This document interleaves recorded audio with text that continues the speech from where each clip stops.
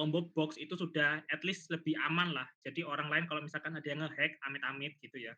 Tapi biasanya sih website sih, kalau aplikasi kan harus di-download dulu ke komputernya. Kalau website itu rata-rata orang bisa aja untuk ngotak-ngatik input berupa drop down yang kayak gituan atau select gitu. Jadi dia bisa nambahin inputan baru, kok inputan baru, maksudnya kayak option baru, pilihan baru di dalam inspect element gitu ya. Nah, terus dia kirimkan datanya ke formnya. Nah, kalau misalkan si tabelnya itu tipe datanya itu varchar biasa, otomatis yang data yang seharusnya tidak kita harapkan tuh bisa masuk. Nah, dengan adanya tabel I6 ini atau tipe data I6 ini, otomatis data yang tidak terregister atau data yang tidak kita definisikan di awal itu tidak bisa masuk ke dalam database. Jadi seperti itu. Aman ya untuk I6 ya. Jadi kalau bisa teman-teman harus menjaga keamanan dari database-nya, jangan sampai database-nya gampang untuk dimanipulasi. Oke. Nah, terus kalau sudah apa lagi ya? Ada ID, name, nama, prodi. Nah, ada lagi enggak? Semester perlu nggak ya semester ya? Semester agak bingung ya. Semester ini ya udahlah ya, semester boleh lah ya. Nanti semester ini tuh dipakai buat apa kalau bilang? Buat masukkan mata kuliah uh, yang diampu pada semester tersebut, anggapannya seperti itu. Sebentar. Aman lah ya. Jadi panas. Semester ini kita bikin sih apa dosa semester ya? Lu jadi bingung aku. Kayaknya dosa semester. Dosa semester, oke. Nanti aku jelasin kenapa kita nggak pakai semester. Nah, mana cara ngapusnya ini? Oh, ini. Satu delete row. Nah. Oke, berikutnya kita bikin tabel baru namanya mata kuliah. Nah, ini dia. Mata kuliah. Mata kuliah di sini aku bakal masukkan pertama ID, sudah pasti. Berikutnya ada nama. Nama ini varchar-nya 255 ya, dengan 12. Sama semester. Nah, semesternya itu aku taruh sini dulu. Jadi maksudnya apa? Jadi kan mata kuliah itu kan nggak semua bakal diampu di satu semester ya. Pasti dia akan dibedakan ke beberapa semester yang berbeda, dan juga namanya pasti berbeda juga nama matkulnya. Ya misalkan ada nama matkul yang sama, pasti mereka ada perbedaannya lah. Misalnya kayak Algo 1 sama Algo 2. Walaupun dia sama-sama Algo, tetapi kan walaupun dia diampu oleh 2 semester berbeda, tapi kan dia itu ada kayak penandanya sendiri, kayak ada namanya Algo 1, Algo 2. Jadi namanya nggak bakal redundant. Nah, redundant itu apa? Itu tinggal refreshing sendiri ya. Apa itu redundant? Semester ini dia integer. Jangan kasih big ya. Soalnya semester ya pasti rata-rata sampai 2 digit, maksimal paling 14 lah.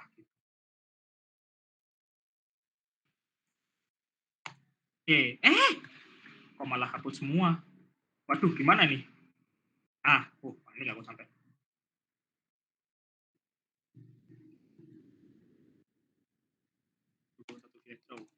Oke. Nah, berikutnya baru aku masukkan prestasi.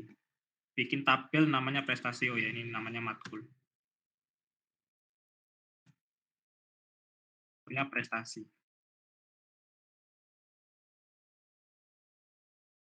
Cuma jujur ya, kalau aku sedikit curhat ya. Kayaknya kalau dari segi UI untuk WinForm itu kayaknya kurang menarik. Biasanya bisa dibikin menarik, cuma agak ribet di customisasinya karena ya dia di default sudah desainnya tuh seperti itu. Kalau teman-teman mau ngerubah kayaknya harus ngerubah dari akar-akarnya juga gitu. bisa diedit, didesain sedemikian rupa gitu. Ya itu kuserahkan ke tim desain sama tim front end lah ya, untuk aku bantu yang di tim back end aja. Nah, terus di sini tuh aku ada namanya mahasiswa ID. Mahasiswa ID, dia itu bikin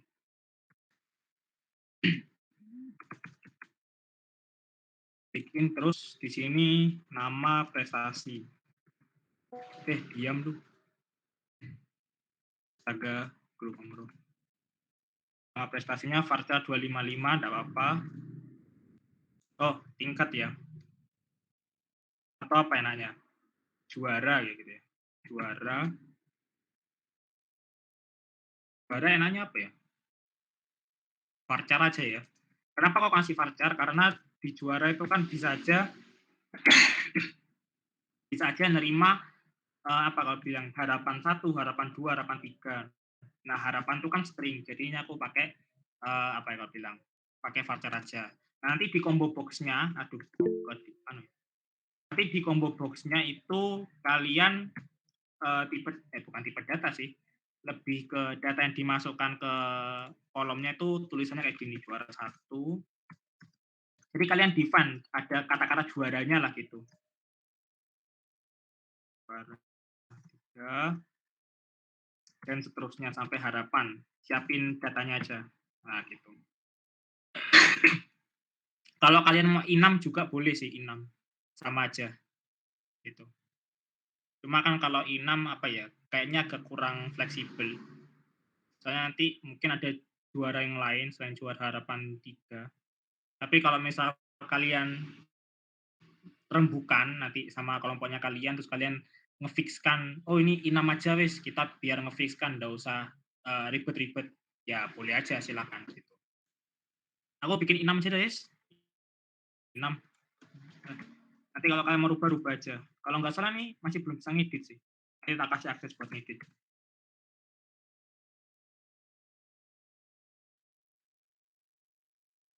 Aduh, kok nggak bisa ya? Nggak bisa kayaknya, nggak bisa ngedit.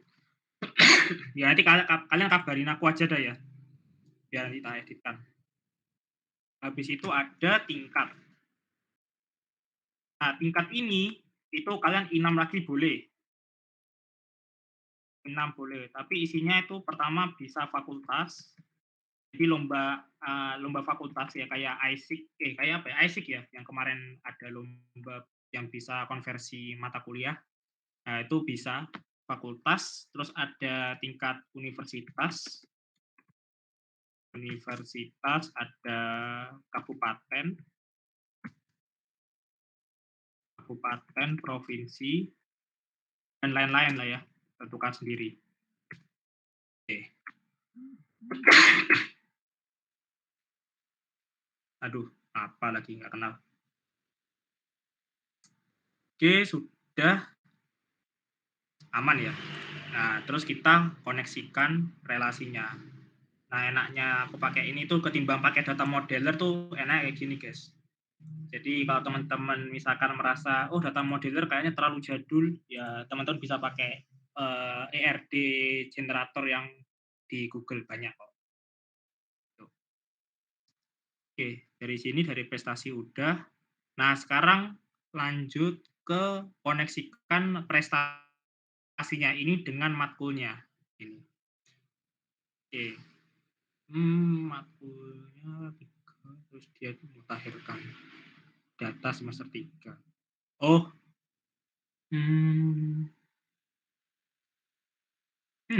Agak ribet. Oh ya, buat teman-teman yang misalkan punya ide, jadi nggak harus semuanya dari aku ya. Kalau misalnya teman-teman punya ide desain ERD-nya langsung ngomong aja ya guys ya. Nggak usah malu-malu. Nah, aku juga masih berpikir untuk koneksikan antara ininya.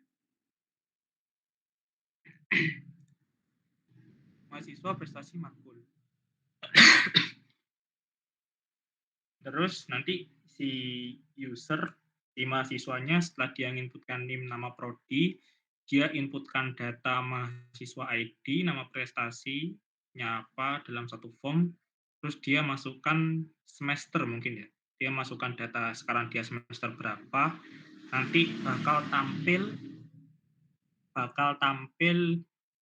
mata kuliah semester 3 misalkan ya, semester 3 bakal tampil, terus dia misalkan minta konversi apa gitu. Dia misalkan minta konversi, apa kalau bilang, konversi untuk lomba A ada 3 matkul yang minta dikonversi, misalkan KWU, PPL, APSOD. Oh, oke, siap. Punya ide lagi aku. Jadi ini kayaknya kalian mau nemenin aku desain, ini aku membuka joki nanti jadinya. Kayak ngejoki apa, joki di database, tapi nggak apalah, seenggaknya kalau bisa kelas A kalau misalkan besok sama stakeholder, at least kalian sudah prepare lah ya. Jangan bilang kalian kalau misalkan ini dari aku ya guys ya, jangan bilang, ntar kalau bilang auto E, konversi.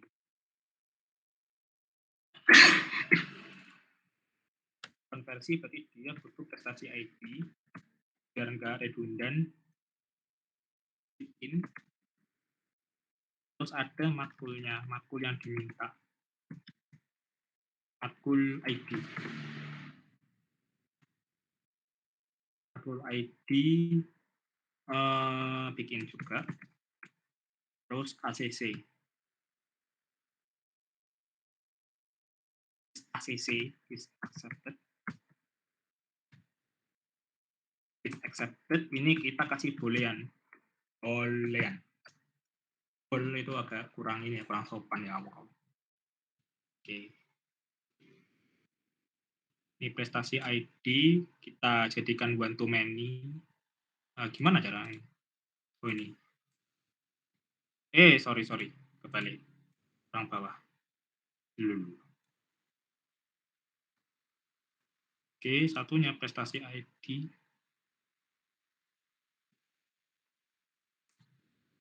Itu one to many.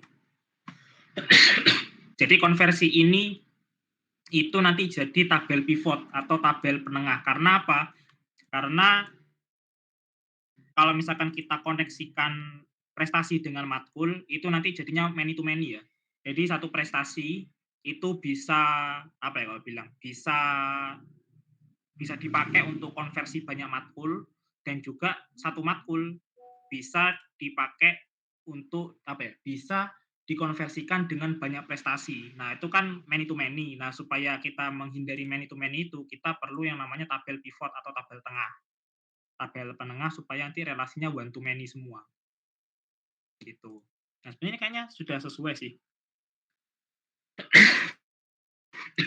Oh ya, konversi ya. Perlu ini enggak? Konversi perlu apa ya kalau bilang ya? Perlu detail konversinya berapa atau gimana ya? Kalau itu nanti tanyakan stakeholder-nya dulu aja ya. Pokok intinya data konversi ini aku bikin desain kayak gini, nanti kalau sudah aman ya kita langsung ngoding gitu. Oke, kayaknya gini aja sih untuk fitur hasil kompresasi. Jadi nanti flow-nya kayak gini teman-teman. Nanti kan dia buka WinForm. Nah, WinForm-nya itu sebentar di sini gimana cara bikin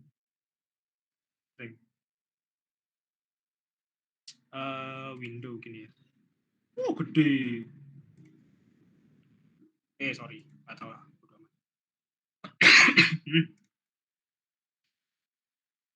Nah, nanti misalkan di sini judulnya itu apa ya judulnya ya? Misalkan data kenapa ini?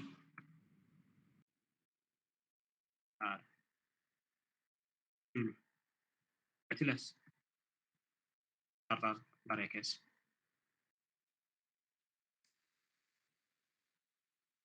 Display aja lah. Nah, jadi gini. Jadi flow-nya nanti biar kalian cepat juga. Asik.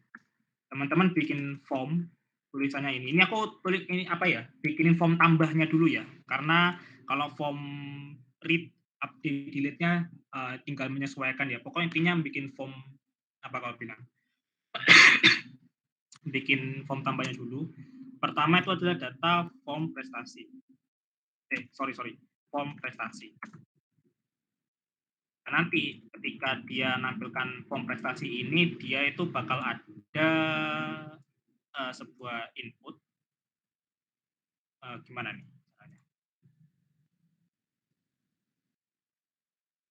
Misalkan ini input nama ya. Bentar. Ini warnanya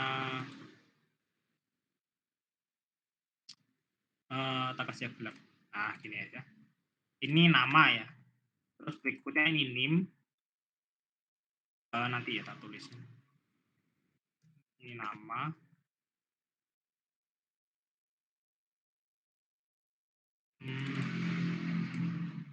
Nama. Terus ini name.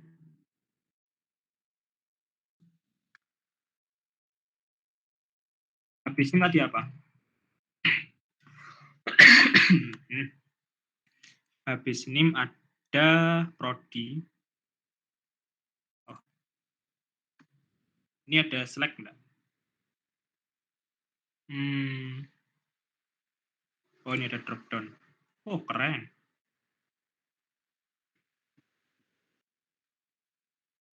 Wah, jadi wireframe beneran dong ini. Tar. Nah. Maaf ya kalau misalkan desain UI UX-nya buruk ya. Pokok ini kasarannya ya, karena aku bukan anak UI UX juga. Ada prodi. Nah, terus nanti dia menginputkan semester.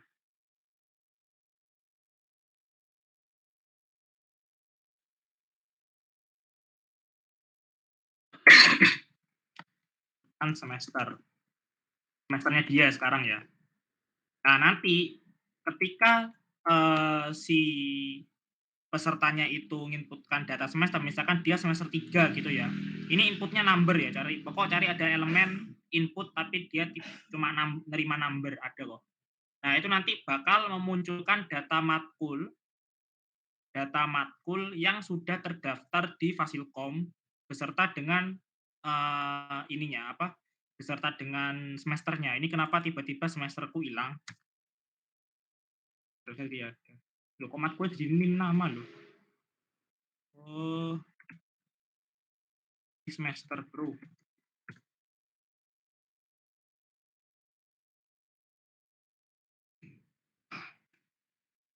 55 ini integer.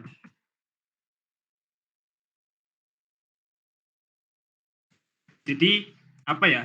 Kayaknya harusnya bisa sih bikin kayak live search dari input yang teman-teman. Jadi nanti teman-teman kasih event di dalam apa nih, di dalam semesternya. Nanti kalau misalkan teman-teman masukkan data 3 gitu ya, maka di bawah ini aku nambahin satu inputan lagi, itu namanya adalah mata kuliah. Matkul. Sorry. Matkulnya juga drop down ya guys ya. Nah, nanti di matkul ini, nanti datanya itu yang terisi, itu adalah data matkul yang hanya semester 3, misalkan kayak gitu. Atau semester 4, 5, 6, terserah teman-teman. Jadi dia kayak ada event untuk memunculkan secara langsung gitu. Caranya seperti apa? Kalau teman-teman kemarin lihat videoku yang objek, harusnya teman-teman sudah paham. Cuma berhubung karena teman-teman nggak ada kayaknya ya, atau beberapa aja ya, mungkin harus banyak belajar. Habis itu teman-teman tinggal masukkan satu lagi form namanya misalkan juara apa ya, prestasi.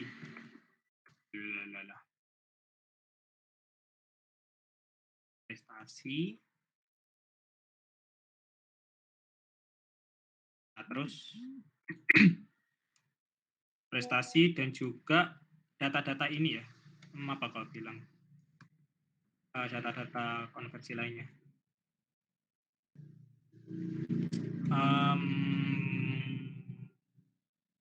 Agak bingung ya.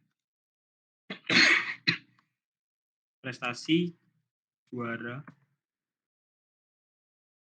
juaranya juga string, berarti input yang modelnya kayak gini. Terus ada apa lagi? Juara, ada tingkat,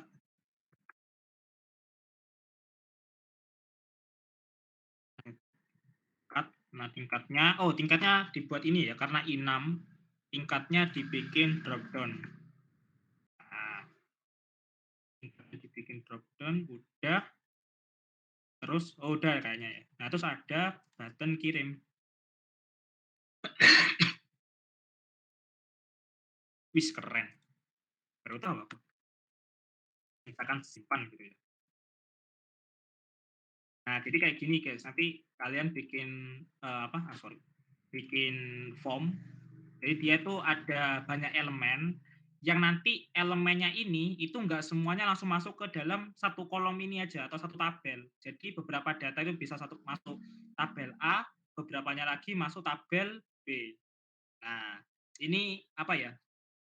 Ini kayaknya kalau cuma kemarin diajarkan code biasa kayaknya agak kurang afdol ya. Jadi sebenarnya gini guys, dalam aplikasi itu teman-teman bisa aja dalam satu form yang lengkap seperti ini, itu teman-teman bisa pecah beberapa datanya setelah misalkan teman-teman klik simpan ya, teman-teman bisa pecah beberapa datanya untuk dimasukkan ke dalam kolom A, terus beberapa masuk ke kolom B, berikutnya masuk ke kolom C, kayak gitu ya. Nah, jadi itu bisa, guys. Nah, cuma, pakai cara manual bisa, cuma aku menyarankan teman-teman untuk belajar sesuatu yang disebut dengan database transaction. Ada yang pernah dengar nggak database transaction? Sebelum aku sebelum aku lanjut, guys. Mungkin ada yang pernah explore pas liburan dulu sebelum kuliah semester 3. Ada yang pernah dengar nggak database transaction? Karena ini penting banget sebenarnya. Mungkin kemarin pas di basis data nggak diajari, nah sekarang mumpung kita ada waktu ketemu, wawasan yang aku punya, aku pengen bagikan ke teman-teman supaya teman-teman sama-sama bisa lah ya gitu. Gimana? Ada yang pernah dengar database transaction? Ini aku sudah bukain ini loh, sudah bukain webnya loh. Belum ada yang tahu ya guys ya?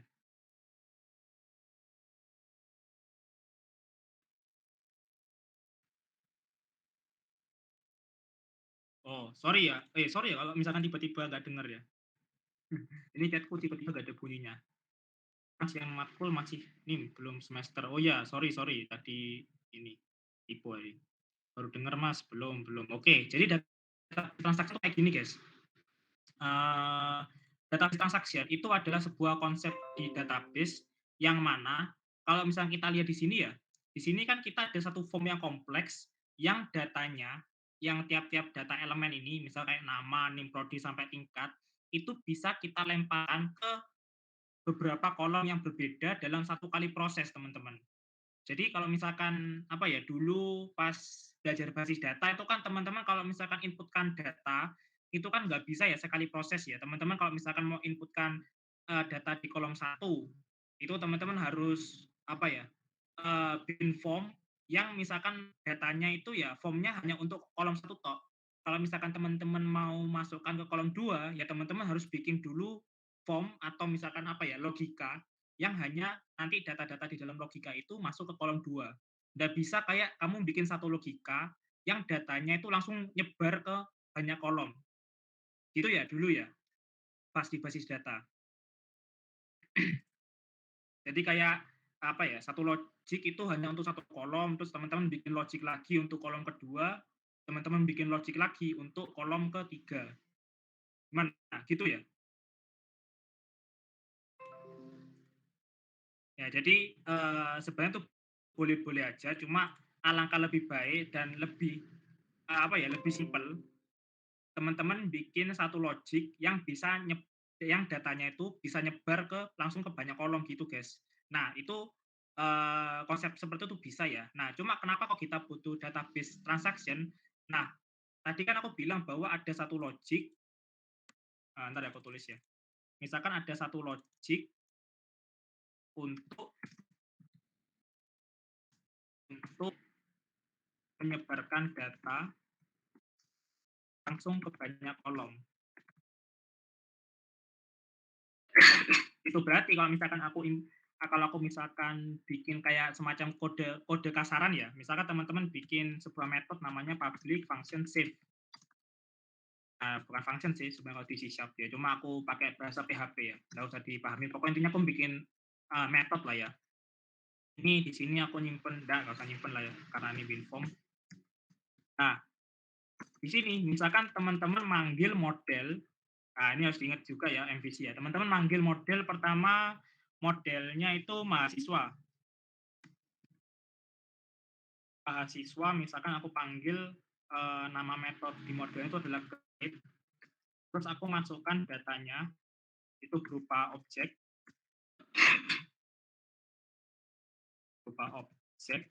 misalkan di mahasiswa tadi kan ada kolom nama ya, kolom nama dia diisi oleh kalau di WinForm berarti nanti kayak ada inputan ya, nama misalkan gini, nama titik teks gitu ya kalau di WinForm.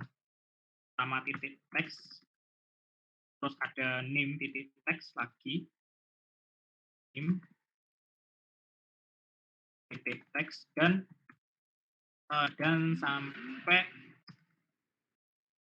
titik-titik, duh lagi ngajar nggak bisa badminton, sampai apa tadi gue bilang, sampai prodi gitu ya. Sampai prodi itu pakai teks juga kalau nggak salah. Pembobotnya tetap pakai teks. Nah, ini kan masih nembak ke satu kolom ya, masih nembak ke satu tabel mahasiswa. Nah, sedangkan dengan cara satu logik menyebarkan data langsung, itu berarti kita masih punya beberapa data lagi yang belum dioperasikan, yaitu pertama adalah misalkan kayak matkul, terus ada prestasi, juara, dan tingkat. Nah, ini itu masih tersimpan dalam satu form yang sama. Jadi teman-teman itu bisa bikin lagi di sini query langsung nembak. Langsung nembak misalkan tadi apa nih? Ada prestasi, titik 2 create lagi. Kita bikin objek.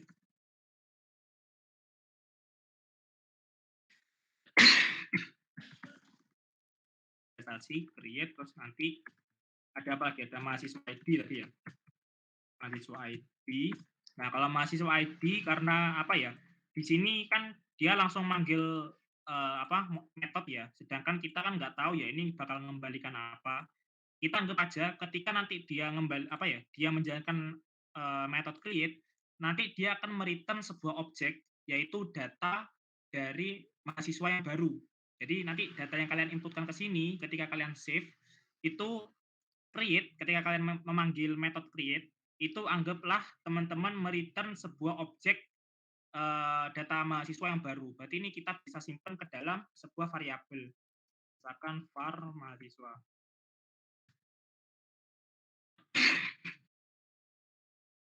Nah, jadi kalau misalkan kalian butuh ID di sini, butuh ID di mahasiswa ID di prestasi, teman-teman tinggal ambil aja dari variabel mahasiswa, terus teman-teman tinggal panggil ID. Itu. Jadi dalam satu kali klik button, itu dia langsung query ke banyak tabel. Jadi intinya seperti itu. Dan ini jalankan sampai seterusnya, sampai data yang ada di form itu sudah keolah lah anggapannya. Terus ini sampai apa lo bilang? Hematku nggak usah deh. Konversi ya, konversi. Ini kurang atas kayaknya. Nah, konversi. Jadi dia nge-create lagi. Nah, karena dia butuh data prestasi, jadi dan dia juga pakai method create, jadi anggapannya dia mereturn objek baru lagi, objek data baru, jadi kita bisa tulis var prestasi dengan prestasi.create. Nanti kalau saya mau masukkan data konversi, kan tadi dia butuh prestasi ID ya. Nah, itu berarti kita tinggal panggil variabel, terus di variabelnya dia ada objek, kita panggil ID-nya, lalu kita isi terus-terusan dah sisanya. sampai is ACC. Nah, is ACC ini aku lupa. Ini kasih ini ya default value namanya bold. Sorry, default value-nya false. Kenapa kok default value-nya false? Karena kan anggapannya ya, ini programnya itu yang akses ada 2 orang, yaitu mahasiswa dan dosen atau admin. Nah, admin dia fokusnya itu mengisi data matkul dan dia juga melihat data apa kalau bilang data mahasiswa yang habis menginputkan data prestasinya ke sini, ke konversi. Nah, nanti kalau misalkan apa, misalkan nih kayak aku juara CPC. Nah, tapi aku minta konversi mata kuliah KWU. Nah, itu kan nggak cocok nih. Ya udah berarti nanti data yang apa ya, data prestasi yang muncul di POV dosen atau admin, ya udah nggak usah diterima permintaan konversinya karena nggak cocok kan. Harusnya kalau misalkan menang CPC kan dia masuknya di mata kuliah pemrograman ya apapun itu. Nah, kalau misalkan dia minta minta mata kuliah yang tidak relevan, ya tinggal nggak usah diapa-apain. Jadi memang awalnya false gitu. Kalau misalkan sesuai, baru nanti tinggal kasih pilihan true, disetujui. Otomatis nanti yang disetujui itu tinggal masuk ke rapot untuk dikonversi. Seperti itu, guys. Maksud dari aplikasinya. Nah, kembali lagi ke logiknya ini ya. Jadi sebenarnya kita bisa untuk membuat satu metode yang kita memanggil banyak query di sini. Nah, kenapa kok di sini konversinya nggak aku masukkan variabel lagi? Karena di konversi ini merupakan flow terakhir untuk mahasiswa. Anggapannya ini formnya punya mahasiswa ya yang modelan seperti ini. Bisa diakses oleh mahasiswa. Nah, flow database-nya itu cuma berhenti sampai konversi. Jadi kan dia kan nggak bakal masuk ke data matkul ini juga kan ya. Maka dari itu kita nggak butuh lagi variabel. Kenapa kok sebelumnya kita pakai variabel? Karena di dalam apa kau bilang? Di dalam ininya tabelnya, tabel prestasi, terus ada tabel konversi juga. Dia memerlukan mahasiswa ID yang datanya itu terbaru. Jadi kita tinggal ngambil datanya itu dari atas, ini juga dari atas, seperti itu. Nah, terus database transaction itu seperti apa? Nah, kita lihat di sini tuh banyak query, guys. Jadi anggaplah di dalam metode create ini dia menjalankan query insert into dan sebagainya sebanyak 3 kali. Nah, permasalahannya adalah kalau semisal di sini query pertama itu sukses. Aku kasih ini ya. Di sini query pertama itu sukses. Nah, ternyata di query berikutnya, nah ini gimana cara ngatur warna? Oh ini. Ternyata di query prestasi, guys, itu error. Entah errornya mungkin tipe query atau memang karena database-nya berat atau gimana. Pokok intinya dia error lah query-nya. Nah, ketika dia error di tengah-tengah, otomatis kita ingat bahwa ada beberapa data yang sukses dimasukkan ke dalam tabel, yaitu tabel mahasiswa. Ini sukses kan ya? Berarti data nama sampai prodi kan dia masuk. Nah, sedangkan pas data prestasi dia sudah error, aplikasinya sudah berhenti di sini. Otomatis kan konversi kosong, prestasi kan kosong. Nah, otomatis terjadi sesuatu yang disebut dengan ketidakkonsistenan data. Ketidakkonsistenan data.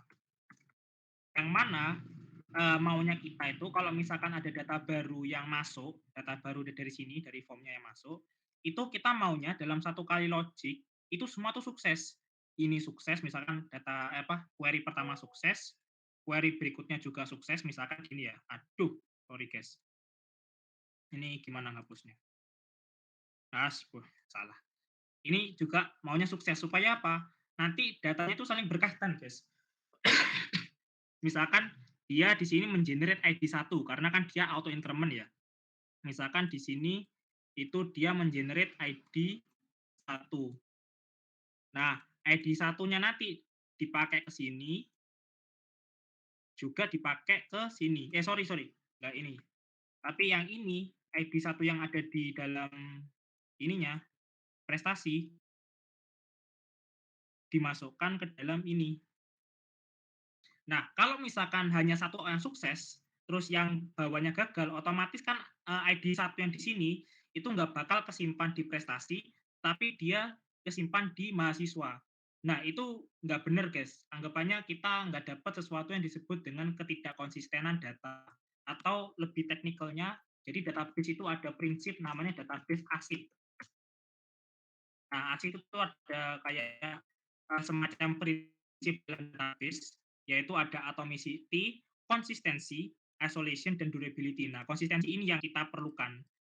Jadi anggapannya dalam tabel itu kalau misalkan ada ID 1 yang terbaru atau ID 1 yang muncul di berapapun itu data ID yang terbaru itu juga otomatis langsung masuk ke query atau masuk ke dalam tabel yang berelasi. Jadi jangan sampai di sini ada data baru, di sini ada data baru, tapi di sini kosong, nggak ada datanya. Nah, otomatis kan anggapannya kalau misalkan teman-teman query untuk get data ya, teman-teman ingin nge-get data ada mahasiswa plus prestasinya. Nah, ternyata ketika dicek, ternyata data mahasiswanya ketemu, oke, cuma prestasi yang dimiliki mahasiswanya itu nol, nggak ada. Nah, ini kan kita nggak mau seperti itu. Nah, dengan adanya database transaction, kalau misalkan ada satu yang gagal, maka data yang sebelumnya sukses di sini, query yang sebelumnya sukses, itu datanya dihapus atau kita sebut dengan rollback. Misalkan ini gagal ya, bentar. Tuh, mana Steve di sini ya? Nggak ada Steve ya? Astaga. Ya udahlah. Misalkan ini sukses, ini gagal, maka data yang sukses ini bakal dihapus, bukan dicoret gini ya maksudnya. Maksudnya kayak data di tabelnya itu dihapus, guys. Gitu. Nah, di tabelnya itu dihapus. Jadi mahasiswa yang sukses tadi akhirnya kembali ke nol, nol juga datanya. Sama-sama nol semua. Nah, otomatis kayak gitu kan kita mendapatkan kekonsistenan data. Jadi kalau misalkan satu error, ya semua error, atau kita sebut kalau dalam bahasa Paskibra itu korsa. Satu salah, semua salah, gitu. Nah, nanti kalau misalkan ternyata, kalau misalkan si query-nya sudah sukses, misalkan habis dibetulkan, ternyata sekarang semuanya sukses nih. Ini bukan lagi error, tapi semua sukses. Nah, tadi kan kita menjalankan fungsi rollback untuk menghapus atau menghapus itu sebenarnya, menghapus query yang sukses sebelumnya. Nah, kalau sekarang setelah kita ngecek, oh ternyata sukses semua nih query-nya dalam satu kali jalan, satu kali logic. Berarti teman-teman menjalankan sesuatu yang disebut dengan commit di akhir. Jadi nanti anggapannya codingannya itu, misalkan kayak gini. Mana datanya? Nah, jadi habis kurung gini, kalau misalkan sudah fix, berarti teman-teman jalankan, misalkan aku nggak tahu ya, teman-teman mau nyeting komitnya seperti apa, pokok jalankan perintah commit, gitu aja. Nah, udah, selesai. Gitu. Itu maksud dari database transaction. Nah, terus gimana yang rollback? Di sini kan nggak kelihatan nih kode rollback-nya. Nah, berarti teman-teman jalankan yang yaitu sesuatu yang disebut dengan try catch.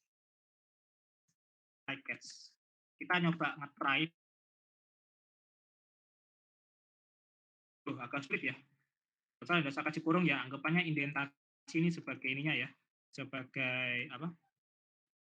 Sebagai kurungnya. Ini gimana caranya? Nah, anggaplah kalau misalkan try, berarti dia menjalankan kode yang sukses. Kita cek apakah seluruh kode yang dieksekusi sukses apa enggak. Nah, kalau ternyata sukses semua, maka jalankan perintah commit di dalam try, di dalam section try lah anggapannya. Nah, berikutnya kita sediakan lagi. Jadi kalau try itu ada pasangannya yaitu catch. Di C# itu ada ya pasti ya, nggak mungkin nggak ada. Ini tinggal caranya ambil ininya gimana. Ntar ya guys ya. Aku ataskan lagi. Soalnya ketutupan ini tabel. Nah, kita catch-nya itu, sorry, catch-nya itu dia menangkap exception. Terus kita simpan exception-nya itu ke dalam A. Ya, jadi kayak dia tuh manggil exception, kelas exception yang ada di C#. Jadi exception itu dia memanggil error gitu ya. dia memanggil pesan error yang terjadi ketika dia menjalankan kode di dalam try. Nah, terus pesan errornya itu dia simpan ke dalam variabel bebas, mau atau mau teman-teman tulis ERR atau error bebas. Gitu. Nah, terus tinggal masukkan lagi kode untuk rollback. Sesuatu yang disebut dengan rollback. Nah, seperti ini. Jadi seperti itu guys, maksud dari database transaction. Jadi kalau misalkan ada satu query yang error, misalkan di tengah jalan itu satu aja yang error, maka data yang sudah ke input tadi ke database itu dihapus lagi supaya apa, datanya itu sama jumlahnya. Kalau misalkan ini mahasiswanya itu ada satu, berarti kan prestasi sama konversinya kan juga sama-sama harus punya satu data lagi kan di tabelnya. Nggak mungkin di sini ada satu data mahasiswa sisanya tuh nol, nol itu nggak mungkin karena memang flow programnya mintanya seperti itu. Jadi itu adalah database transaction.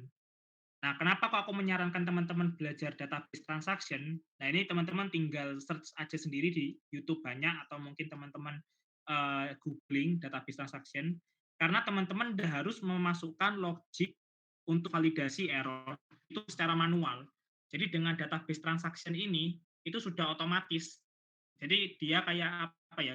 Kalian bikin kode yang kodenya itu bakal nyeleksi sendiri. Kira-kira ada enggak yang error dari kode yang saya berikan ini, dari query-nya? Kalau ada yang error, sudah otomatis mengirimkan pesan errornya, lalu di rollback. Makanya kenapa aku menyarankan database transaction, ketimbang kalian bikin logic manual dari nol, biar development-nya cepat. Jadi itu adalah satu ilmu yang teman-teman mungkin tidak akan teman-teman dapatkan di kuliah. Di SI mungkin nggak akan dapat karena teman-teman nggak nempuh pemrograman SQL. Teman-teman cuma belajar basis data, tapi beberapa ilmu yang ada di di pemrograman SQL itu penting banget. Salah satunya itu di database transaction. Itu. Oke, database transaction. Kira-kira paham apa enggak maksudnya tadi yang aku jelasin? Apa ada yang dibingungin?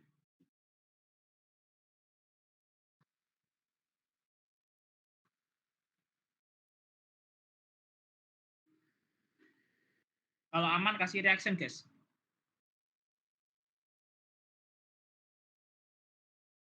Lu ini.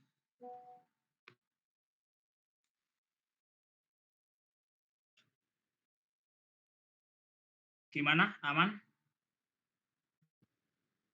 Atau sudah pusing? Lumayan Mas, ada gambaran ya.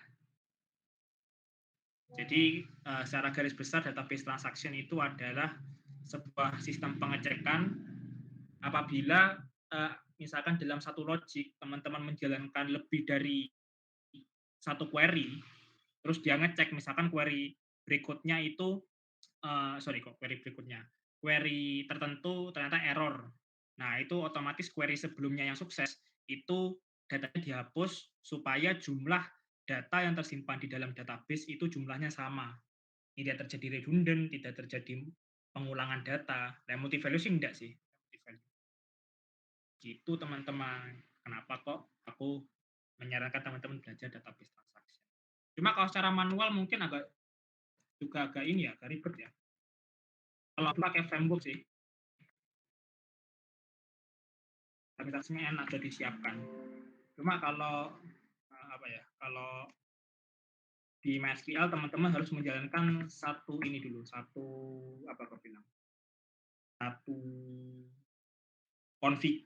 konfigurasi lah di dalam ininya. Ini kenapa kok kosong? Tar.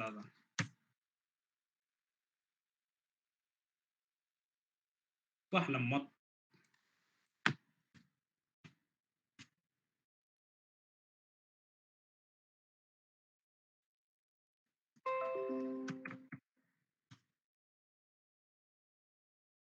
Oke lah, sambil nunggu itu aja tuh.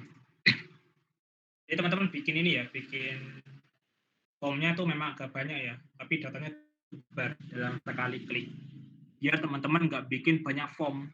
Nanti usernya tuh capek, teman harus ngeklik form 1, 2, form 3. Nah, itu kan kurang efisien, kurang efektif dari segi UX atau user experience. Nah, sekarang yang terakhir nih yang aku mau jelasin terkait, eee, target atau sasaran dari apa sih yang untuk persiapan prestasi. Jadi, ini aku bakal mencoba untuk membantu teman-teman ngasih gambaran kasar, tapi nanti jangan lupa apa ya, jangan lupa dikonsultasikan di stakeholder-nya, kira-kira benar nggak atau ada yang perlu direvisi dari apa yang kita persiapkan.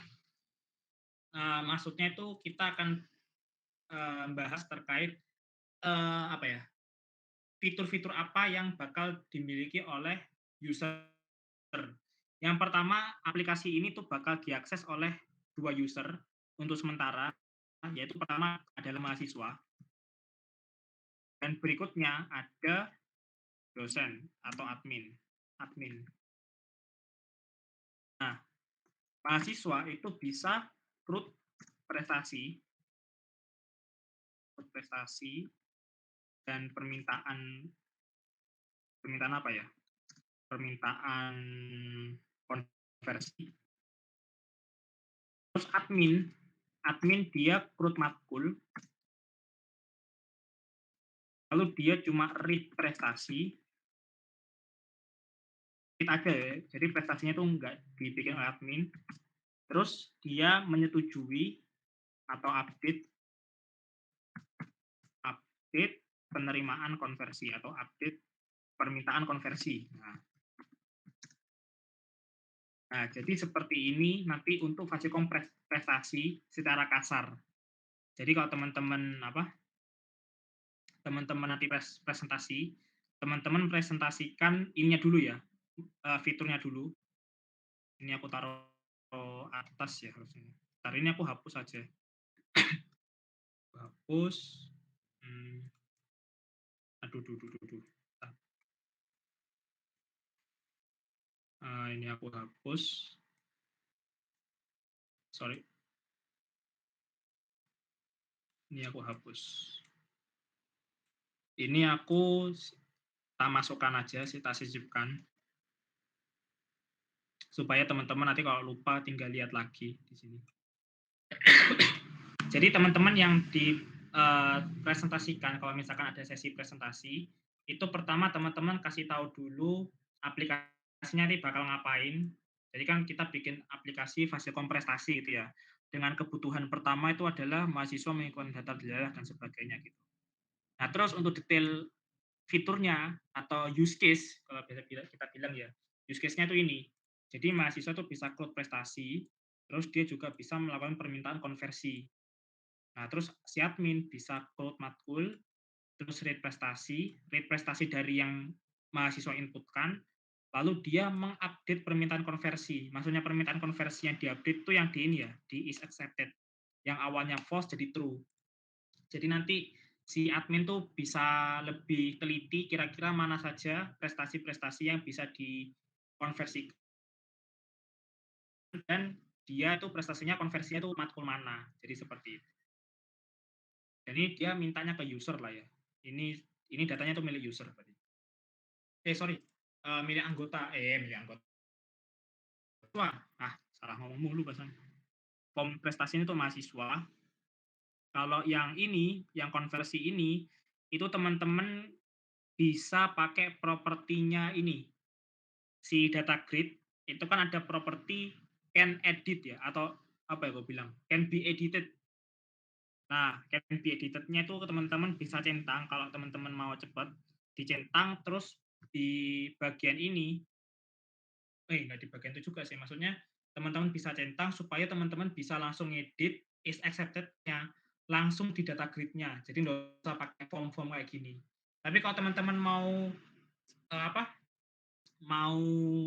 bikin kayak semacam muncul window baru, ya boleh-boleh aja bebas. Pokok teman-teman tahu caranya untuk menampilkan. Dan semua cara untuk menampilkan window baru, terus mengirimkan nge-passing data dari form 1 ke form 2 itu semua ada di video. Teman-teman bisa lihat supaya teman-teman dapat gambaran. Gitu, teman-teman. Kira-kira dari ERD, terus ada satu contoh form. Terus dan juga ada wawasan terkait database transaction, ada yang mau ditanyakan enggak?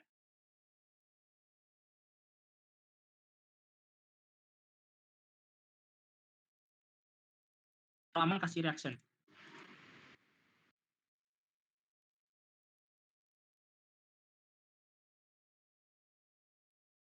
Oke, siap. Berarti sudah mulai ada gambaran ya. Kalau ngoding pasti ya ada kesulitan sendiri, cuma at least kalian nanti ngodingnya itu sudah punya gambaran, nggak bener-bener kayak blank, ini mulainya dari mana dan sebagainya itu nggak kayak gitu. Dan juga implementasikan MVC ya, yang seperti aku ajarkan di video, karena itu merupakan permintaan dari dosen. Kemarin aku sama Kak Wood sudah ke dosen dan konsultasi. Beliau minta supaya teman-teman diajarkan MVC secara OOP, dan itu sudah aku siapkan di video. Jadi nanti kalau misalkan teman-teman ada yang ngoding nggak pakai prinsip MVC, nah itu nanti siap-siap aja bakal dipertanyakan sama dosen. Kenapa nggak pakai cara ini? Nah, itu siap-siap lah ya. Jadi supaya untuk menghindari kesalahan, daripada teman-teman bikin susah payah ternyata nggak sesuai permintaan dosen, dan akhirnya teman-teman dapat nilai yang kurang memuaskan, ya lebih baik teman-teman harus persiapkan sejak sekarang. Mumpung sekarang bulan Oktober, guys. Jadi masih belum bulan November dan Desember. Jadi kalau bisa nyicil dari sekarang. Beberapa orang aja, nggak usah semuanya. Aku soalnya tahu teman-teman sekarang juga lagi sibuk ngerjain APSOD, yang juga proyeknya itu nggak singkat dan juga perlu pemahaman terkait diagram-diagram. Tapi seenggaknya sisipkan beberapa waktu untuk mengerjakan PBO-nya. Santai, nggak perlu harus dalam satu hari langsung ngerjain full banyak fitur, tuh nggak usah. Cukup beberapa aja pelan-pelan supaya nanti pas terakhir-terakhiran ya sudah tinggal nyicil sedikit-sedikit selesai dan siap presentasi kelompoknya seperti itu. Oke, berarti aman ya, tadi sudah banyak yang reaction. Jadi mungkin itu dulu yang bisa aku sampaikan di kelompok 2, dan karena kelompok 1 juga masih belum ada gambaran karena juga sistemnya baru, jadi mungkin aku skip dan aku apa ya, untuk kelompok 1 kalau misalkan mau asistensi, ya rame-rame, boleh, tinggal teman-teman perwakilan bisa chat aku, buat tentuin harinya. Jadi kita bisa adakan di luar kelas, di luar jam kelas gitu. Oke, aman untuk kelompok 1? Apa nih, ada yang siap Mas? Oke, siap. Kalau bisa untuk tiap kelompok PM harus punya ini ya, harus punya inisiatif untuk minta info ya yang sejelas-jelasnya. Supaya developernya dan juga desainernya itu punya gambaran kebutuhannya. Jangan cuma teman-teman dengerin, terus pas dirasa ada yang aneh, teman-teman nggak tanya, itu eman.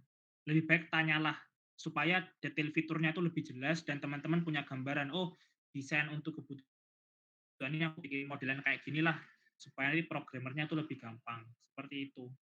Jadi harus banyak tanya. Memang kalau untuk perencanaan ini harus benar-benar matang, nggak boleh sampai kelewatan satu aja yang sampai nggak paham, karena itu akan berpengaruh ke aplikasinya. Nah, oke, sekarang aku mau jelasin satu satu lagi sebelum aku mungkin sudahi ya, karena memang sekarang kita nggak akan ngoding, karena sudah mungkin capek sambil sambil nunggu video part kedua yang database. Nah, jadi aku bakal menjelaskan satu permintaan lagi dari dosen terkait MVC. Nah, tadi ya kalau di video itu aku bilang bahwa dalam pengembangan program MVC, kode kita tuh terbagi ke dalam 3 komponen. Yang pertama itu adalah model, gimana gambarnya? Ini aja ya. Bentar. Yang pertama itu ada model, aku tulis di sini. Bisa nggak nulis? Oh, nggak bisa. Sorry, bentar. Di sini ada model, terus di sini ada controller, terus di sini ada view. Nah, cuma kan view sama controllernya kan jadi satu ya. View-nya kan drag and drop anggapannya kayak gitu. Terus di sini ada satu komponen lagi yaitu database. Bentar, nah itu pakai apa ya? Pakai ini ya. Sorry. Pakai table. Nah, ini ya. Tulis Table. Nice. Table atau database, sorry kok table. Database, saya anggap seperti ini ya. Nah, jadi kalau di videoku kalau nanti teman-teman lihat, di sini tuh ada hubungan ya antara 3 komponen ini. Jadi kodenya tadi terpisah ke 3 komponen. Yang pertama kode untuk tampilan, yang kedua itu kode untuk logic, logic yang seperti ini. Nah, kayak mau public, save, dan sebagainya. Lalu ada kode untuk query yang nanti kita simpan di model sebelumnya. Lalu ada database. Jadi nanti hubungannya MVC itu kode di view itu dia meminta request gitu ya, meminta request ke database tapi dia lewat controller dulu, dia nggak bisa lewat database. Sebenarnya bisa aja, misalkan dari view dia minta langsung ke database, jadi kita langsung pasang query ke sini, cuma itu nggak boleh. Bukan nggak boleh, itu tidak layak ya, kodenya itu tidak disarankan karena itu berbahaya. Jadi lebih baik dari view, kalau misalkan dia minta data dari database, dia harus melewati yang pertama itu adalah controller. Jadi view meminta sesuatu di controller, lalu di controller ini dia menjalankan sebuah metode yang apa ya? Metode yang berisi kumpulan-kumpulan kode apapun itulah. Jadi kayak misalkan teman-teman ada kode brute force apapun itu modelannya yang pokok aneh-aneh lah, itu disimpan di controller. Nah, tetapi kan controller rencananya mau minta juga ke database kan ya. Jadi dari view dia minta ke database lewat perantaraan controller. Nah, cuma dari controller ini kan dia juga perlu ini ya, perlu langsung nembak ke database. Nah, itu enggak boleh. Dia harus minta data ke database lewat perantaraan model.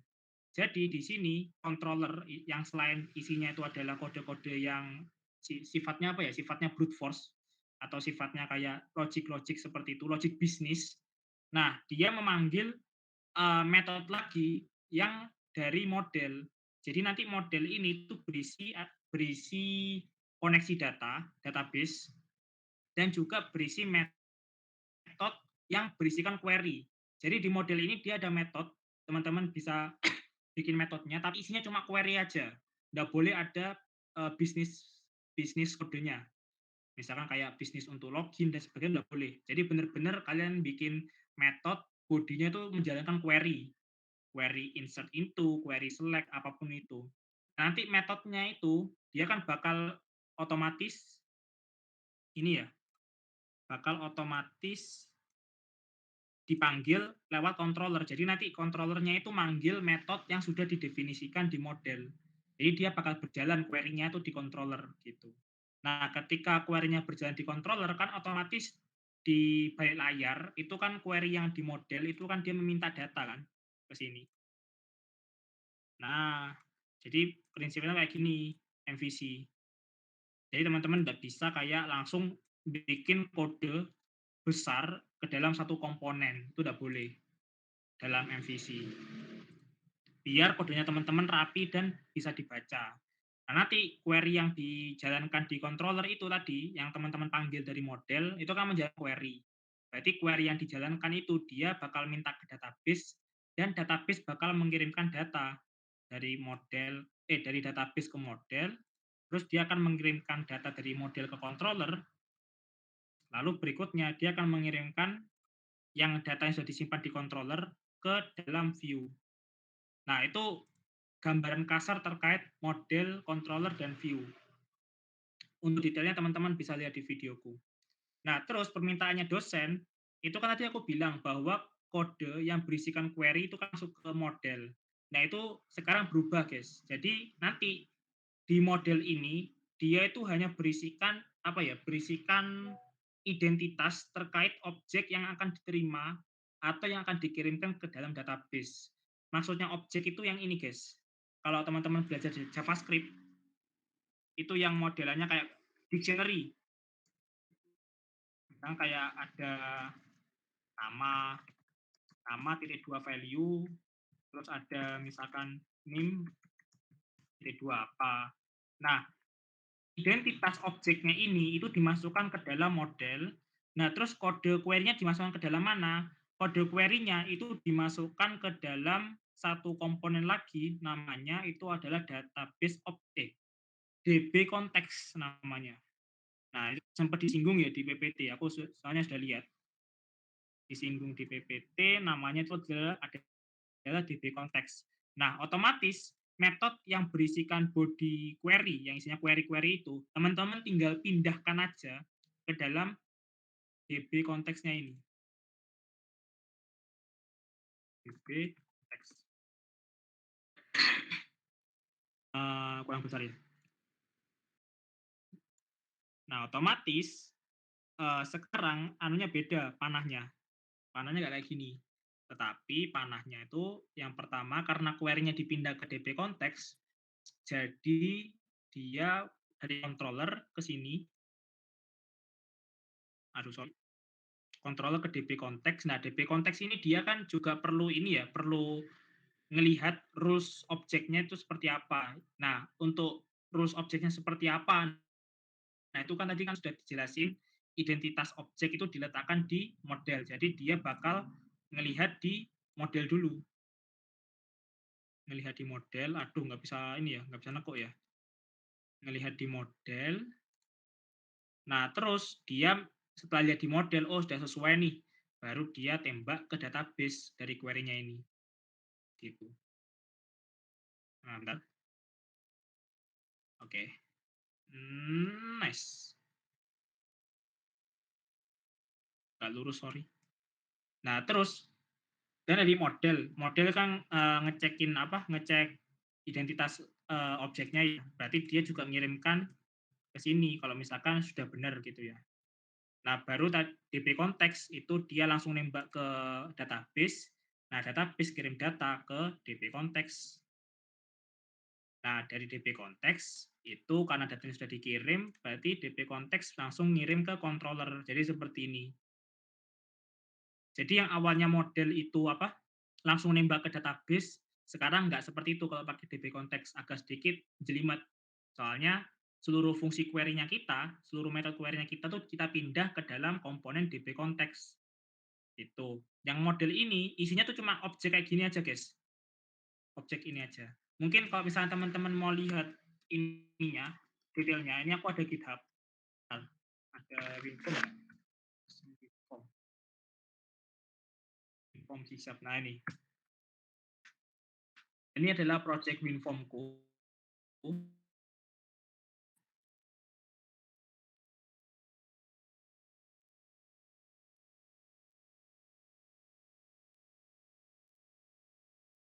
Nah,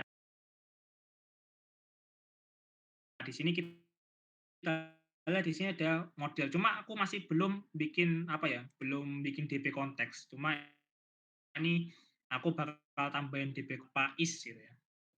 Jumlah model ini disesuaikan dengan database-nya teman-teman.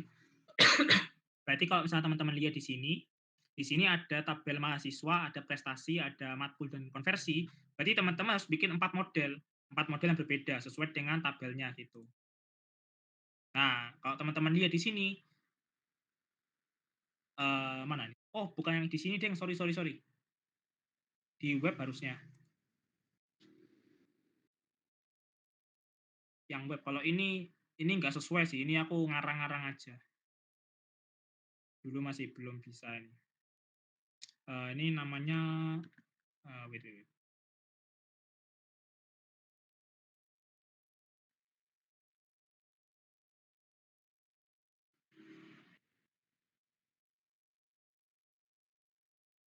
Ini namanya Laos.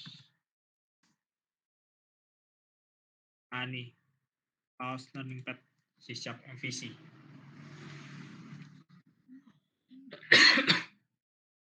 Cuma kalau ini aku hanya pakai framework yang disediakan C#.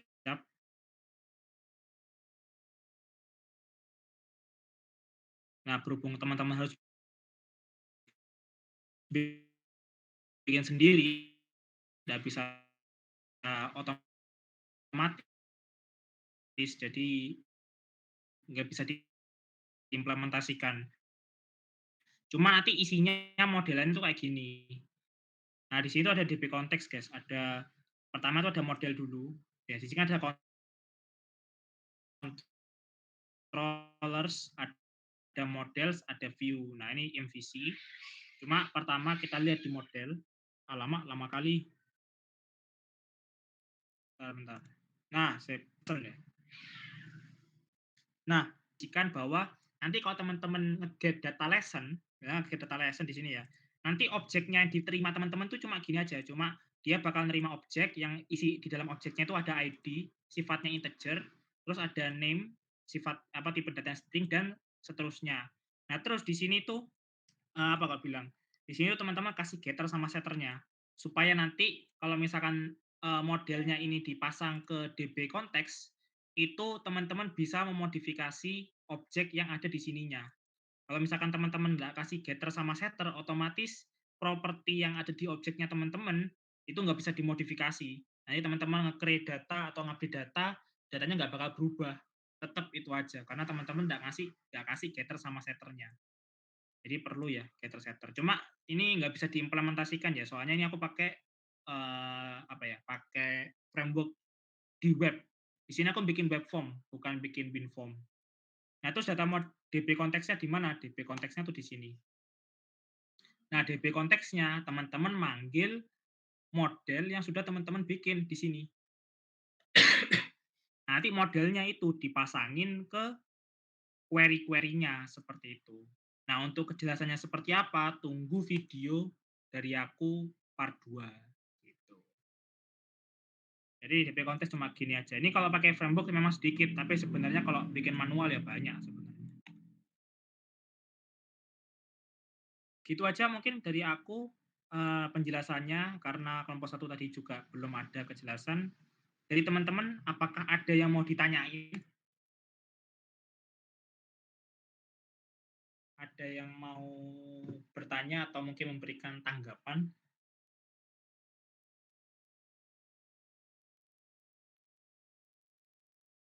Kalau aman bisa reaksi, guys.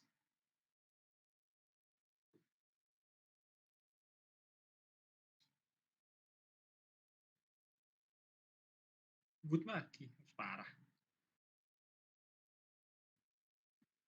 Oke. Waduh, dimakan. Wah, kenapa, Fai? Apa, mulai bingung ya? Ya, mau curhat kah? Nggak apa, santai aja. Kalau mau curhat sambil mengisi waktu, soalnya masih jam 8. Kan kita akan kasih 2 jam 40 menit. Kenapa, Fai? Kok ngasih reaksi sedih? Sudah mulai pusing kah?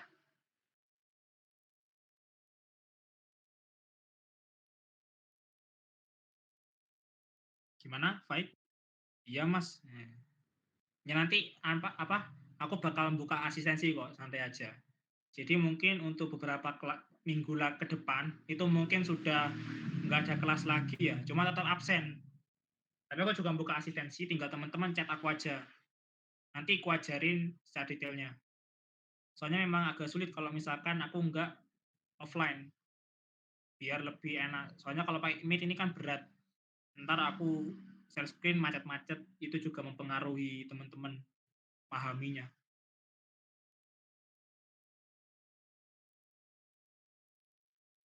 Oke, jadi mungkin itu aja yang bisa aku sampaikan untuk pertemuan kita pada hari ini, dan mohon untuk dipersiapkan terkait ininya apa wawancara stakeholder-nya. Nah, itu sudah dibikinin absen sama Kak Wood, bisa diisi. Jangan lupa dokumentasi, perlu banget.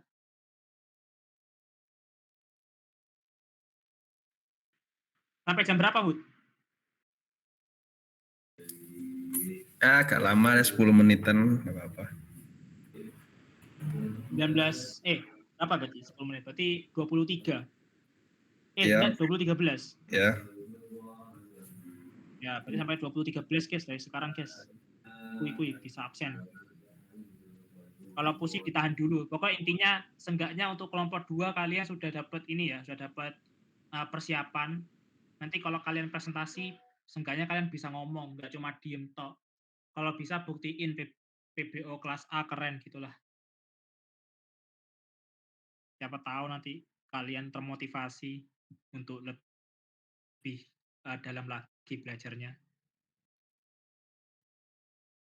Seru kok guys belajar pengolahan data itu, cuma memang karena arsitekturnya banyak, jadi mungkin memang agak bingung terkait pembagian kodenya. Biasanya kan kalau kalau aku lihat teman-teman dulu di Algo 1, Algo 2, itu kan coding-annya kan ini, apa, dijadikan satu file gede gitu.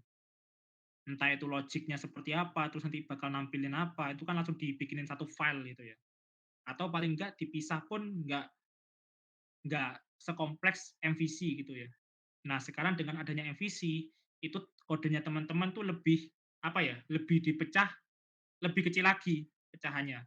Supaya kalau misalkan teman-teman tracking error, itu lebih gampang.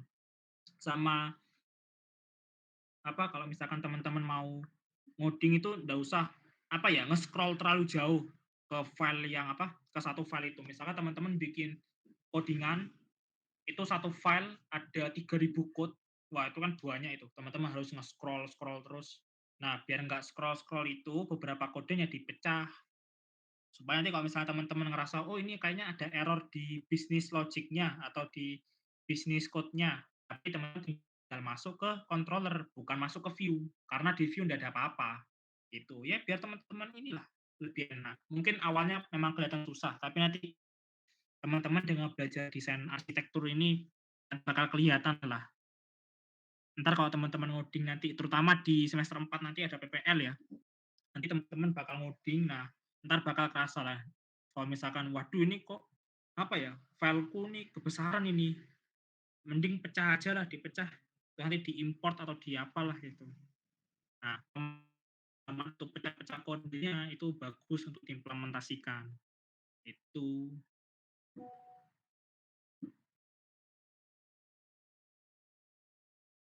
Oke, mungkin itu aja ya yang bisa aku sampaikan sama mungkin Bud yang sudah menemani kita, asistensi di kelas kali ini. Mohon maaf apabila dalam penyampaian terdapat banyak sekali kesalahan dan mungkin menyakiti hati teman-teman. Terima kasih yang sudah menyempatkan waktunya untuk hadir. Selamat malam dan wassalamualaikum warahmatullahi wabarakatuh. Terima kasih teman-teman, jangan lupa absen. Kalau sudah absen boleh leave.